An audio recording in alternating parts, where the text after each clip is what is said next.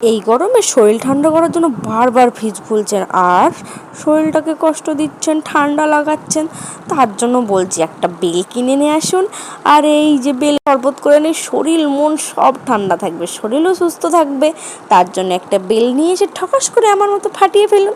তারপরে বেলের ভিতরে শ্বাসগুলো বের করে কি ভাবছেন কি করবেন, ওটা একটা বাটিতে ঢেলে নিন, আচ্ছা করে মেখে সেটার মধ্যে জল ঢেলে হালকা করে গুলে নিন, একটু বেশি করে গুলে নিলেই পারেন। তারপরে চিনি দিবেন, মানে আমি এখানে স্বাদ মতন চিনি দিয়েছি, এবার আমার মতন দিয়ে দিয়েন না, আমি 4 চামচ দিয়েছি, ইচ্ছা মতন আপনারা দিবেন। তারপরে সামান্য একটু নুন দিয়ে হাতচা করে গুলো গুলো গুলো করে গুলিয়ে নিন, তারপরে একটু ঠান্ডা বরফ দিন, তারপরে একটা গ্লাসে ঢেলে নিন। তারপরে দেখুন তো শরবতটি কেমন হয়েছে খেতে, ভালো হয়েছে তো? আর বারবার ফ্রিজের জল খাবেন না এটা বানিয়ে খাবেন? ঝটপট বাড়িতে বানিয়ে ফেলুন তো, আর আমাকে কমেন্টে জানান তো কেমন হয়েছে।